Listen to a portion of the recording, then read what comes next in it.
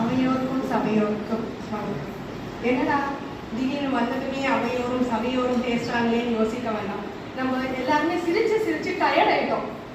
அதுல ஒரு 1 hour நம்ம சிரிச்சு டயர்ட், யாருமே வெளியே காட்டல, பட் மனசுக்குள்ள எல்லாம் சிரிச்சுட்டு இருக்கோம். அண்ணன் சொன்னாரு ஏஜ் வந்து ஃபேக்ட் கிடையாதுன்னு.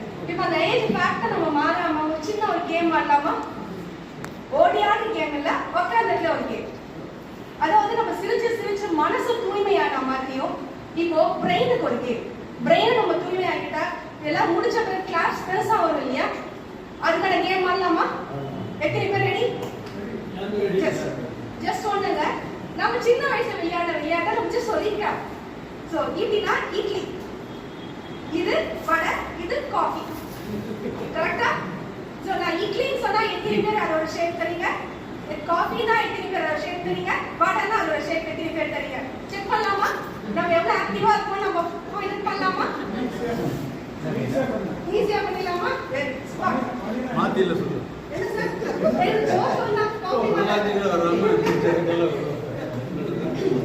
First idli idli idli vada coffee, idli vada coffee, coffee vada idli, idli coffee vada idli idli.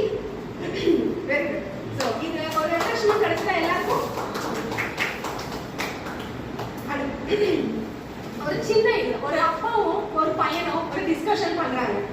நிறைய டிஸ்கஸ் பண்ணிட்டு இருக்கும் போதுல அப்பா நேத்து ஸ்கூல்ல ஒரு இன்சிடென்ட் நடந்துச்சு, உங்களுக்கு அதை பத்தி நான் கேட்கவா? எங்க டீச்சர் என்ன கேட்ட கொஸ்டினை வந்து நான் எனக்கு ஆன்சர் தெரியல, நான் எங்க அப்பா ரொம்ப இன்டெலிஜென்ட் எங்க வீட்டுல, நான் கேட்க சொல்றேன் அப்படின்னு சொல்லிட்டு வந்தேன். அதுக்கான ஆன்சர் நீங்க சொல்ல முடியுமாப்பா அப்படின்னா சொல்றாங்க. நான் என்ன முடிஞ்ச அளவுக்கு நான் ட்ரை பண்றேன் அப்படின்னு அவங்க அப்பா சொன்னாங்க. என்ன கொஸ்டின்னா, அப்பா உப்பு சைவமா அசைவமா? யாருக்கா தெரியுமா? அப்ப எதனால சைவம்?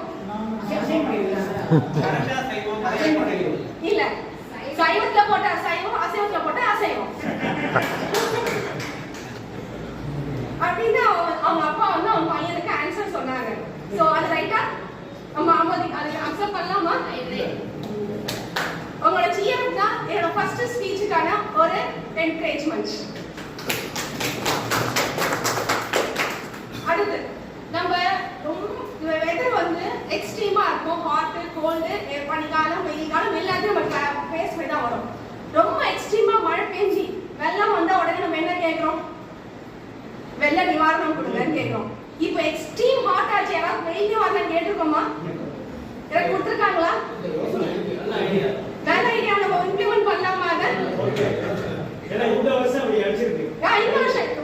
இன்க்ரீஸ் ஆயிட்டு தான் இருக்கு நம்மளுக்கான வெதர். சோ மழை வந்தா மட்டும் நம்ம நிவாரணம் கேட்கிற மாதிரி வெயிலுக்கு ஒரு நிவாரணம் கேட்கலாமே? இருக்கு, அதை யூஸ் பண்ணிக்கலாம். Thank you sir, thank you so much.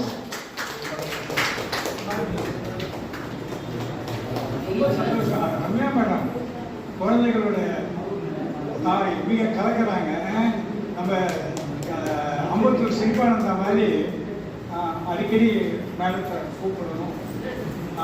கரெக்டாக மேடத்துக்கு சொன்ன மாதிரி அண்ணா செலக்ட் பண்ணி லைட்டாக